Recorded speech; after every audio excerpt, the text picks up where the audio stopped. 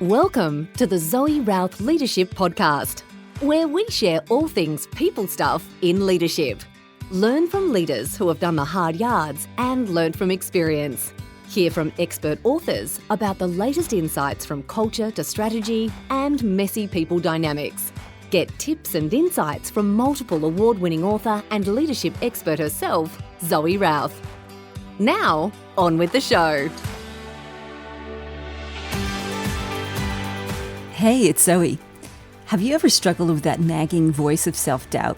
The one that says, can I really do this? Am I really up to this? And who am I kidding? All of us have that little self-doubt voice.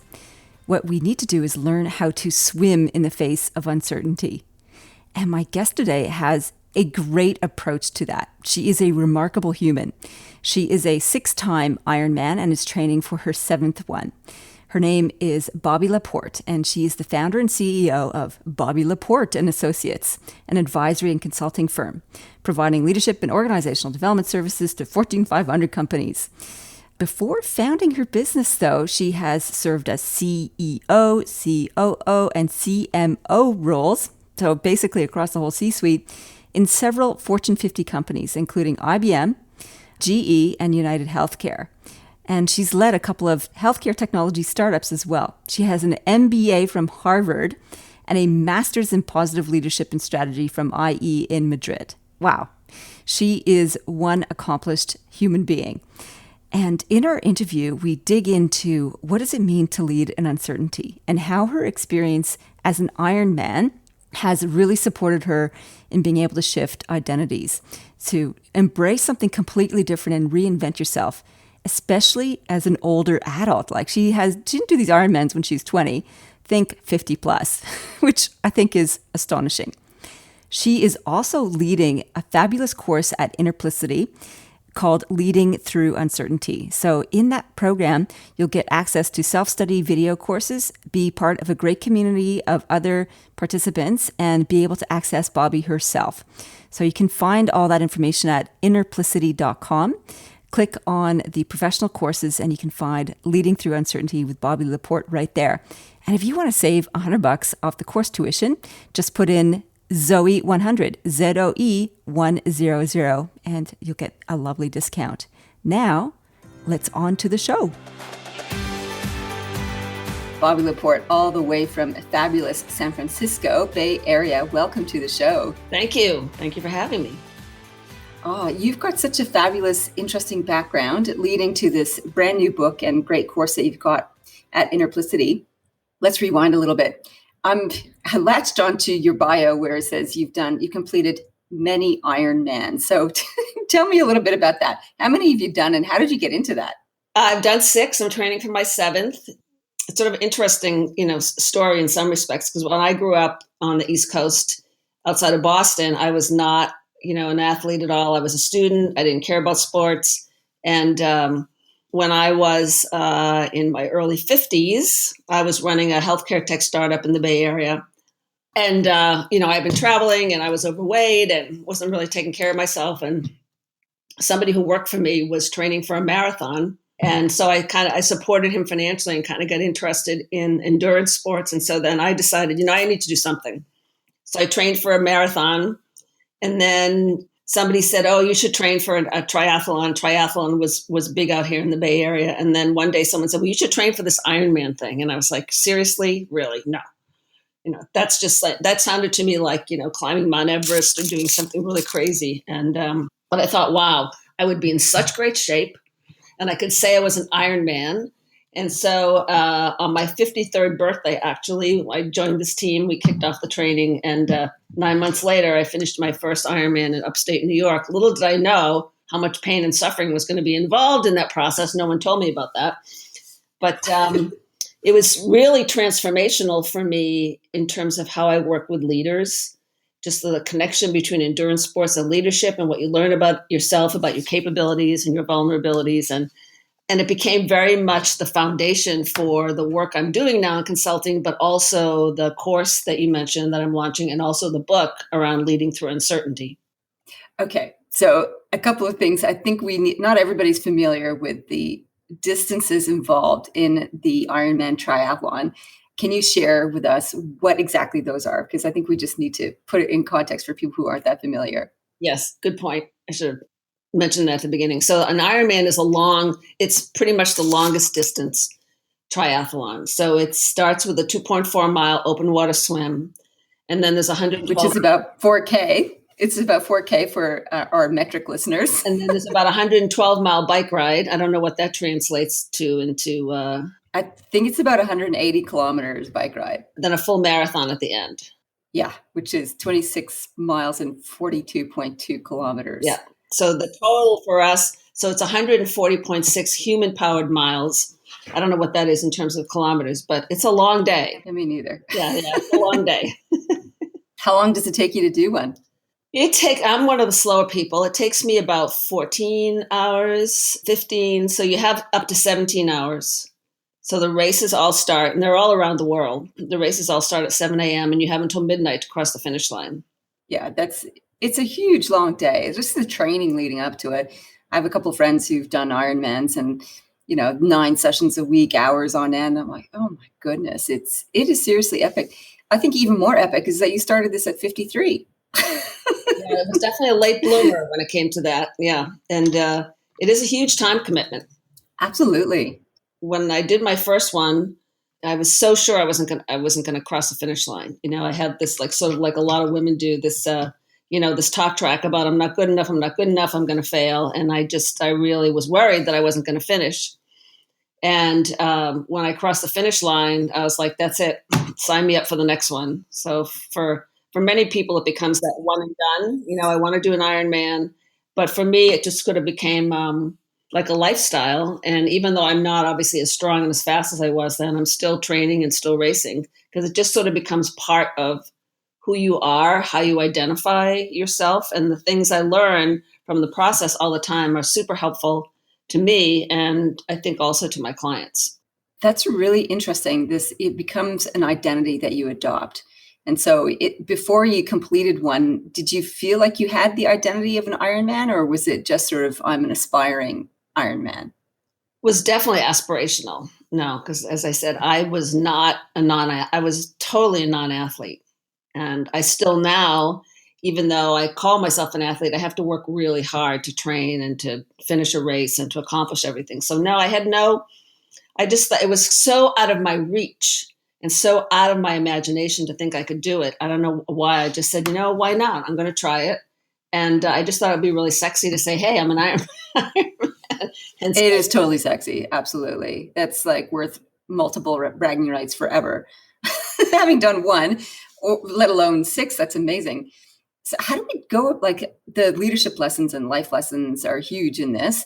So reinventing yourself. So shifting an identity from I'm not an active person to I'm an Ironman is no small order, especially if you have that naysayer voice, as you said, you had even leading towards the finish line. I'm going to fail. I'm not worthy of this, whatever.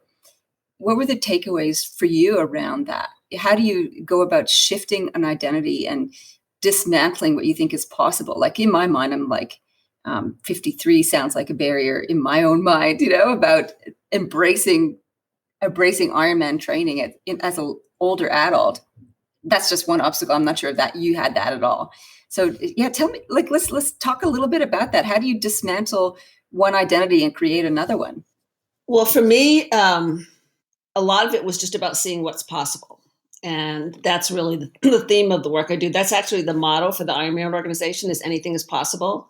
And I really believe that just from my career and from my personal life. And I thought this was a way to take a journey into a totally different realm of what could be possible. And just like when you're making a professional transformation or something else you're doing personally, I mean, it is a journey that starts with steps and there's a process. And so the training was really very formulaic and very specific to get people ready. And as I was going through, I was getting reinforcement from my family and support from people like you do when you're going through a change. So you want to get your cadre around you and people to encourage you and to tell you that you can do it. And when I crossed that finish line that day, for me, it was just a big accomplishment. And I learned so much about my capabilities and my vulnerabilities and what was possible for me. And that is a lesson that I draw on every day. And that's part of what I try to bring forward in the online course and also in the book that's launching is that anything is possible if you have the right attitude, if you put your mind to it, if you surround yourself with people who can encourage you and keep you on track. But you need to, be thinking about just like what the possibilities are and not keep your, have a very rigid and fixed view of what you're capable of. I mean, if I can do it at my age, I say to people, anybody can do it or anybody can do anything. And so, that's the change in me. It's just more that I now know when I'm hit with unexpected situation or a challenge or some setback, and that'll throw me off. And then I'll just sit down and say, wait a minute, I'm an Ironman. I can do this. And so it's more about what now is possible for me, that journey, right, has helped me to be able to realize. I think this is really interesting. Like with the Ironman process, there's certainty in the Ironman process because other people have done it. So there's examples of success out there. There is a proven formula of if you do this over a period of time, then you will get to the end. Fingers crossed, all things considered on the day, injury, blah, blah, blah. So there is a set formula. There's been a proven methodology. There's an element of certainty in that. And yet, in some aspects of leadership, there is no proven formula. There is no set path, particularly in the kind of environment we find ourselves. So I'm curious about how you take the bridge of that. So using a proven formula to debunk myths you have about yourself and apply some of the principles to navigating uncertainty. And this is where we can dive a little bit into your new book, which I'm excited that's coming out, called When the Curveballs Keep Coming, a leadership playbook for an uncertain world, which is a lovely title for a book.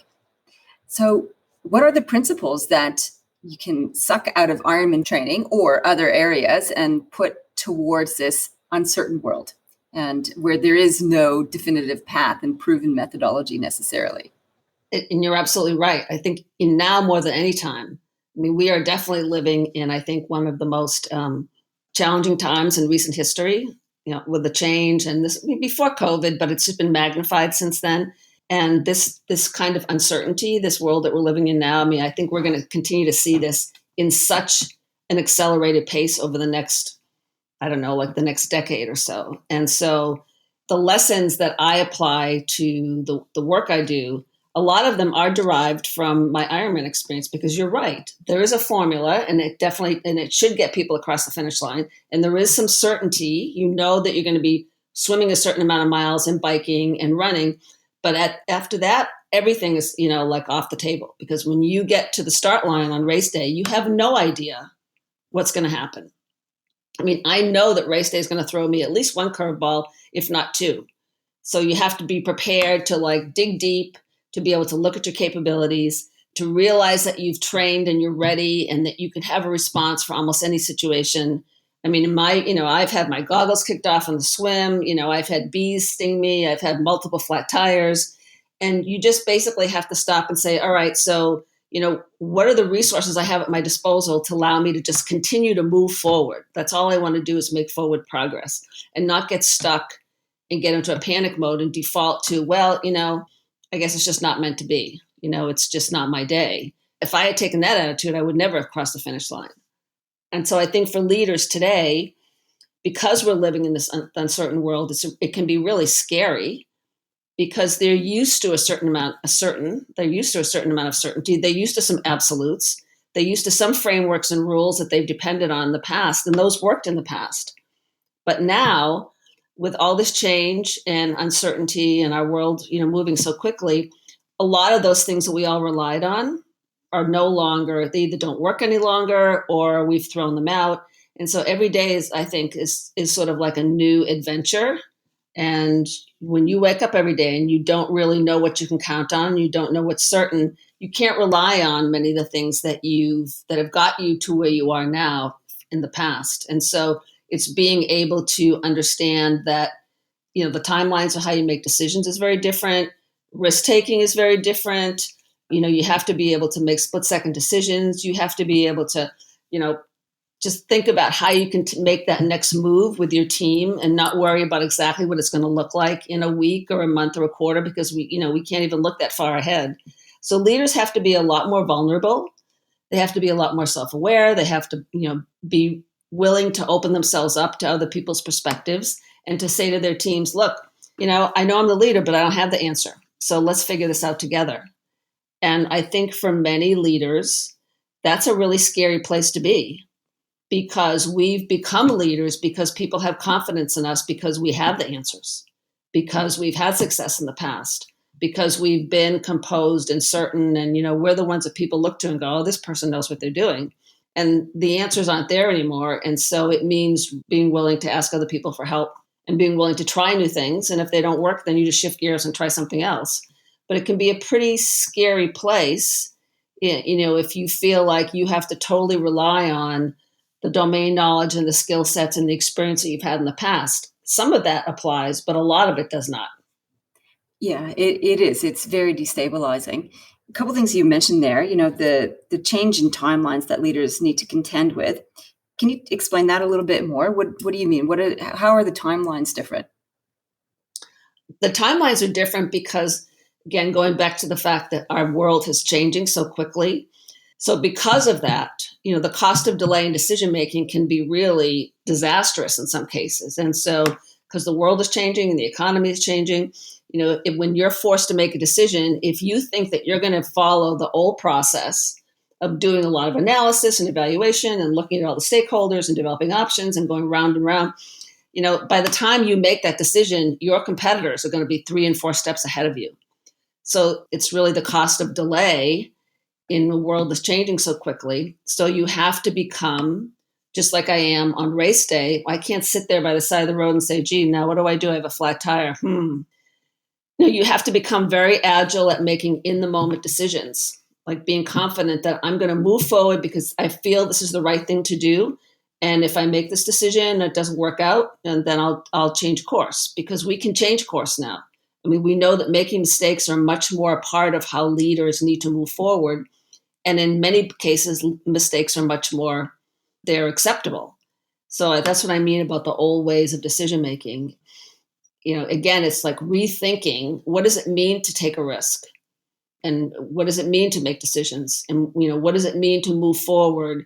And we have to be able to do that in a much, much faster cycle than we ever have before. It seems to me with this, changing relationship to risk, I think, is a critical component to this. And as you mentioned, also letting go of the old ways of leadership, which is the leader having all the answers, instead of now saying, I don't have all the answers, somewhere between us, we can find an answer and explore that. How are you helping leaders change their identity around this, from hero to something different? I'm not sure if you have a new word for describing the new type of leader, apart from, not hero. Yeah. How do you help them create something new? It's interesting that you mentioned hero, because oftentimes, at least for me anyway, and I think still exists, that, many of the people that we've worked for, and this could also be ourselves, I mean, we earned respect by being the hero, by like coming in and saving the day, right? So there's a big issue or a problem, and our team comes to us and says, hey, this is a problem. And we go, oh, I'm going to get on the white horse. I'll figure this out. And so we might be able to create a fix in the short term, but by relying on what we've done in the past and by jumping in and fixing things, which is what we're used to doing, right? People expect us to solve a problem. They expect us to fix. It takes away the opportunity for you as a leader to build capacity in yourself and in your team. So if you stop and say, all right, what's the situation that's facing us? What resources do we have at our disposal? What talents do we have? How might we use those differently than we have in the past? How might we deploy those against this particular situation, not just to fix what's in front of us, but to maybe create a solution so that we don't see this problem again in the future?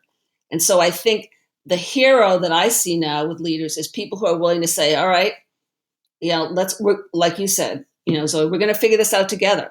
What do we have at our disposal? Let's put our heads together and figure out how together can we figure out what the next step is going to be, and then the step after that. So I think heroes are more people who are willing to be vulnerable. Our teams will look up to us because we're willing to say we don't have the answer, and we're willing to ask them for help. I mean, those are the people that I profiled in my book, leaders during the pandemic, that basically said, hey, all bets are off. I've never seen this before. I have no idea what to do. what do you guys think? Let's figure this out together. I love that. All bets are off. Never seen this before. Let's make it up together. You talk about in your course outline the 3 shifts every leader needs to make. What are those? I believe the 3 shifts that all leaders need to make, and I've referenced this a little bit already. One is moving from, dealing with unexpected situations, as I've done in my racing. So moving from what I'll call an autopilot response, right? So, we spend probably somewhere between 80 to 90% of our time every day in autopilot mode, because that's just how our brains are wired. And in a busy, stressful society, we're doing that even more. So, we just make these unconscious habitual choices that might not always be the best ones. And when we do that, it limits the options we have, as I just used it in the prior example, to be able to come up with solutions that are sustainable and generative. So the way people respond to unexpected situations, off autopilot, more about looking at possibilities, is one of the shifts. The other shift, as we talked about, is in risk-making, decision-making. So I think, risk-taking, I should say, needs to take a back seat to having the confidence to make these in-the-moment decisions, so that you can say, I'm not exactly sure, but every decision's a good one until it's not. So this is where I think we should head, instead of going through this long evaluative process. So it's that confidence to make those split-second decisions. And the third one really is what I call the new strategic requirements for leadership, which is moving from functional skill sets, domain knowledge, past accomplishments. When I grew up in the business world at IBM, it was all about being expert at something and your boss had the answer, and that's how they got promoted and that's how they led. But now it's moving from those characteristics to more self-awareness, self-knowledge, vulnerability, being open to other people's perspectives. So those are the shifts, the 3 shifts, risk-taking and decision-making, responding to unexpected situations, and shifting from sort of old school, traditional functional skill sets and domain knowledge to more self-awareness and self-knowledge and vulnerability. The shift in opening up perspectives is a pretty big one. Like, I believe perspective is power, and a lot of the things that I cover in my latest book, People Stuff, is about expanding perspective. And I think you're right. Our current context, which has been accelerated with COVID, is really pushing leaders into do that. One of the things I see also, and it's implied, and as you describe this new leadership requirements, is the need for leaders to be facilitators instead of solution givers. And that's a whole new set of skills in itself, having a group of people in front of you and saying, okay, all bets are off. Let's come up with something together. That requires facilitation skills. And that's something often that's new for leaders. What are your tips to help leaders hold the space for their team and to help them navigate that together? It's such a big challenge, right? Because it impacts our ego, the way we want people to look at us, our peers. What if I say no, I'm not really sure, is my boss going to think I'm incompetent, and my peers going to step over me? So there's definitely, a lot of courage that's involved in doing that. But, I think in some ways it's less for me about formal facilitation skills than it is about just thinking about being an enabler versus a director to people. So being a person that says, I want to try and see what the possibilities are here, and I need everybody in the room to help me think through that. So it's really understanding everybody's strengths and their assets and what they're good at, and connecting them to their strengths, helping them see them in a different way, and being open enough to say, as we've mentioned a couple of times, that I don't have the answer. And with that comes a different level of respect, I think, from your team, comes a new sense of confidence in yourself that you can figure it out, that you don't have to rely on the old ways of doing things. And it just takes courage to try it, a couple of times when I've had clients who are like, whoa, I don't really know. So let's just, small step, let's just try it in this one meeting, to say, I need you guys' advice, or I need your help, or I want to get you involved in something that I'm working on, and just see what the response is. And it's pretty amazing when you do that once. If you can get over that, oh my God, they're going to think I'm an idiot and I don't know what I'm doing. You'd be surprised at how people respond to that and how they see you as more human and more vulnerable. And it really opens up a whole different kind of conversation and a way for us to work with our teams. I think it also assumes a certain level of connection within the team to begin with. Because if there isn't safety in the team originally, then just opening up, I don't think is necessarily going to open the floodgates for that. So I think the fundamentals of team rapport and engagement and the expectation that people are able to share is got to be the foundational work that needs to be there too, before you go, right, I don't got a clue. Yeah. Speak up, everyone. Everybody's like, oh, this is the first time. And every time we do speak up, we get hammered down. Yeah, there's certain conditions that need to be in play to begin with. I'm curious about your corporate history. So you're a leadership expert now, an Ironman, and you've got a book coming out and running this fabulous course. Rewind a little bit. So how did we get to here? How did you start off your career, and what were the ups and downs of it? I started my career in like the late 70s at IBM in the East Coast of the United States. I was there for 13 years. I was one of the first women salespeople ever at IBM. Never expected that I would do that. But in many ways, it was, and still is, I think, for me, the best place I've ever worked, because it was a time when the IBM business was thriving. I had great leaders and managers who really supported me and, did everything possible to help me be successful. And when I left there, it was just because for personal reasons, I didn't want to have to move or travel. But I left IBM, and then I went to work for a number of different insurance companies, which is a big industry back on the East Coast. And I moved from being an individual contributor eventually to being a leader of sales and marketing teams, and then I moved into more sort of corporate roles. But I think each time I did, I always had that doubt about, am I really going to be a good leader? Is this really going to be the best thing for me? Do I really know what I'm doing, kind of thing? And that went all the way through from my corporate experience, like GE and IBM and United Healthcare back in the East Coast of the US. And I came to California and I ran a couple of tech startups. And one of them got bought by a big Fortune 50 company. And it was about the time, like 2002, 2003, where the economy here was terrible. I mean, the dot-com bust was really, had taken over and nobody was hiring anybody. And I didn't know what I was going to do, and I was like early 50s. I'm thinking, who's going to hire me? And nobody's hiring anybody. So I hired, somebody said to me, you should work with this guy. They told me this guy's name. He's an executive coach and he can help you figure out what you want to do next. And I thought, really? I said, I'm from Boston. We figure this stuff out ourselves. That is such a California woo-woo thing. Who does that? Really? And then, yeah, so that's what I do now, right? And so I hired him. And one day he said to me, after we'd gone through all his assessments, he said to me, you should do what I do. Wow. And I was like, really? That's really interesting. Yeah. And he helped me understand that all these big companies I worked for and the startups that I ran, at the end of the day, the most important thing to me, other than delivering value for everybody, but it was trying to figure out how I could maximize the paths and the possibilities for people in the organization. And and that's still today when I talk to people, I'm like, well, let's try and figure out what's the best place for you.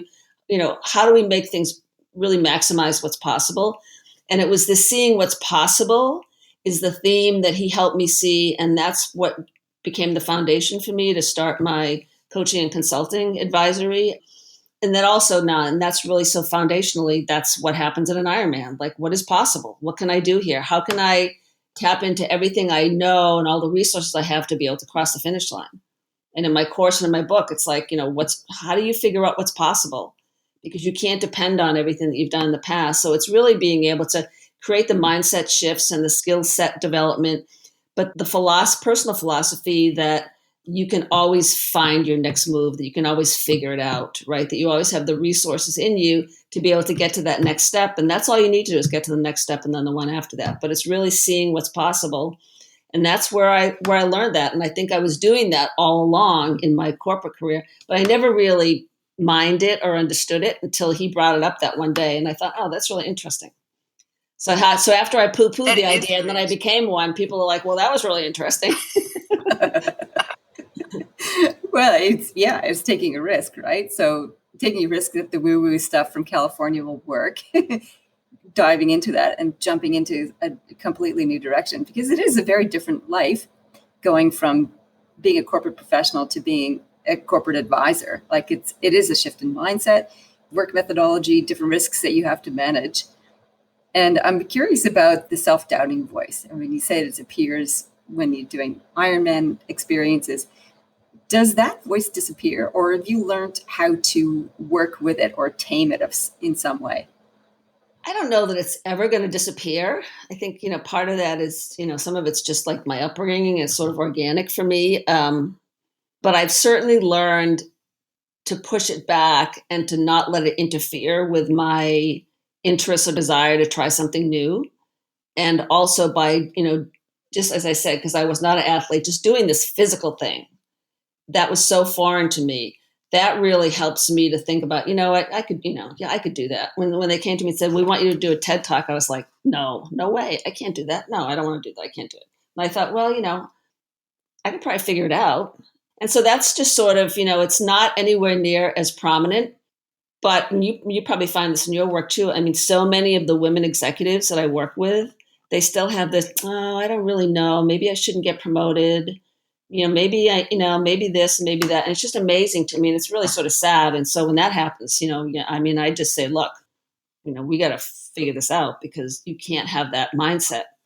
If you want to be able to really continue to be successful and advance your career, you have to really believe in yourself, and you have to talk about yourself. So I don't think it ever goes away, to answer your question. At least for me, it doesn't. Yeah. I think that the difference I see between the male and female executives is, the commonalities. Everybody has that voice. Am I good enough? Am I up to this? So I hear from both men and women. It's there for everyone.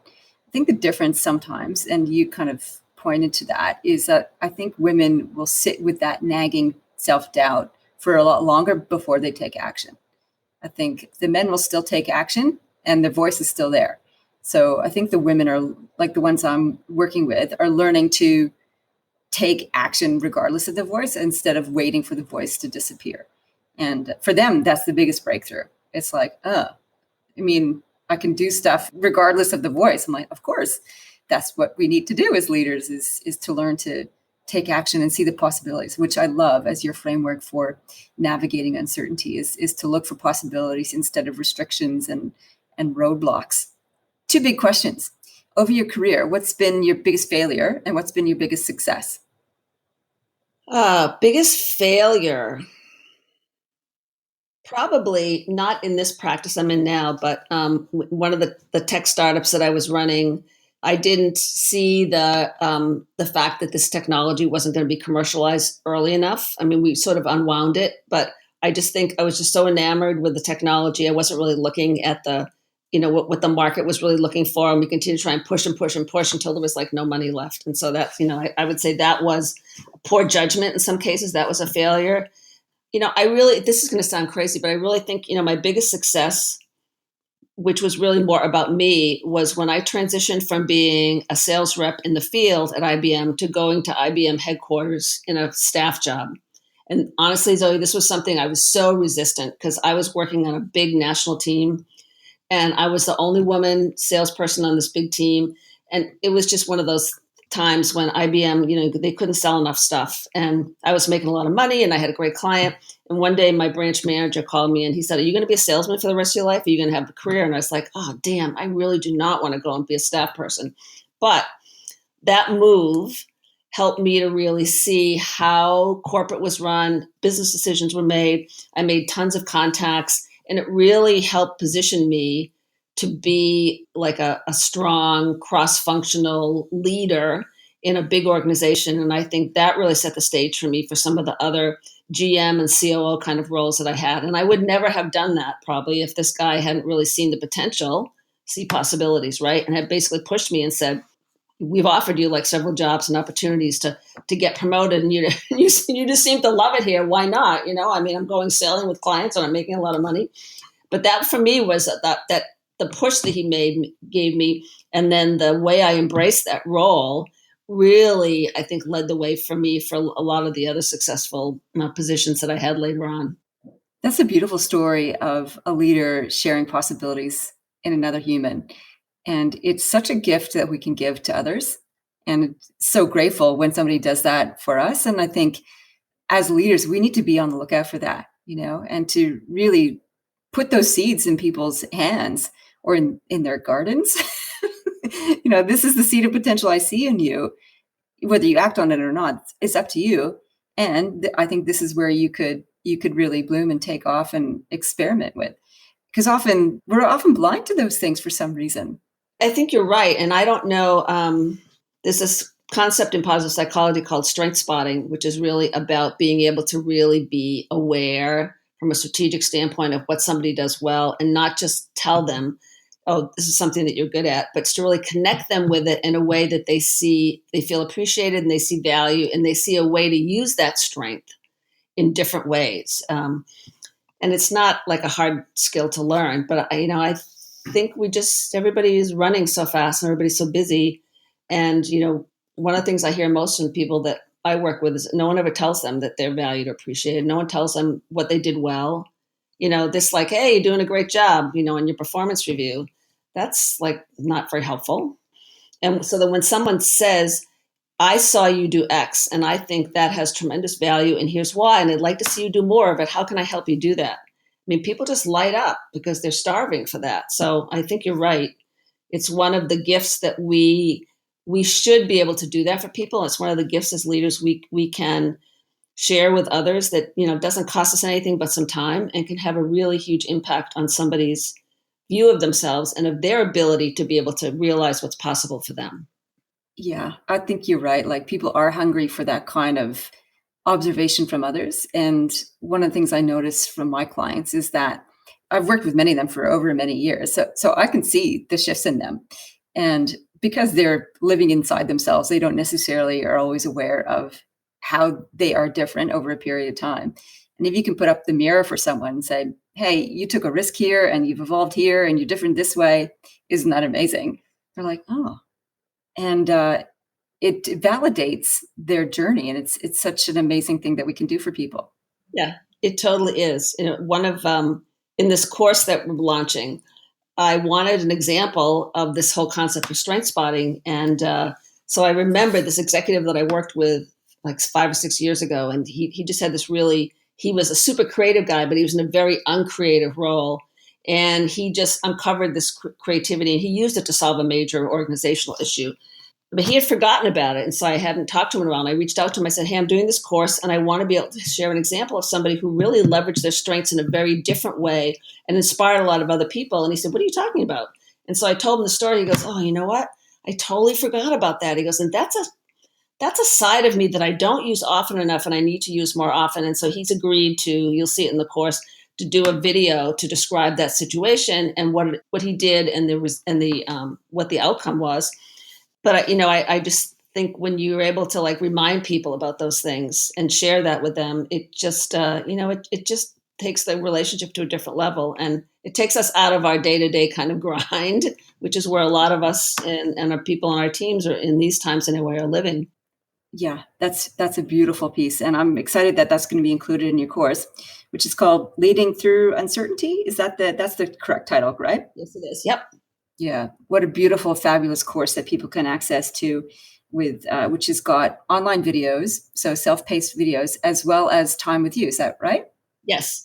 So there's 2 or maybe 3 hours of like these Ask Me Anything calls. So we'll actually do some exercises. And so there's 4 weeks. So it's 4 modules. And each week it's about an hour or so of online video reflection and information to share. It's pretty robust course. I took a lot what I've been teaching people and using, and a lot of what's in the book is in the course. And I'm really looking forward to launching it. It launches in the first week of November.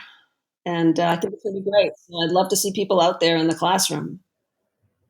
Yeah, it looks awesome. I'm so glad you put this together. When is your book coming out, by the way?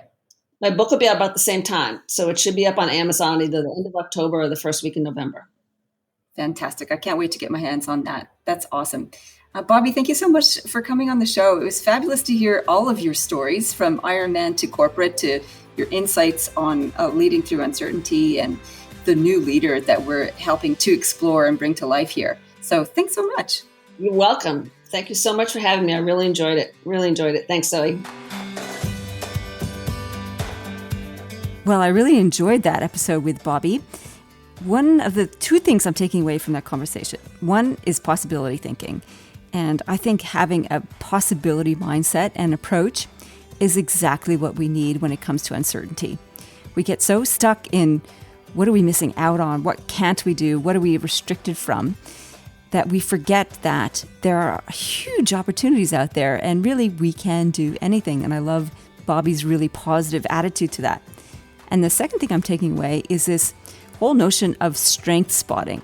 I think this is of huge value as leaders, and it's one of the gifts that we can give to them. And as amplifiers, that's what we want to do for other people. We want to amplify their strengths. We want to encourage them to take action and to see the possibilities in themselves and the world around them.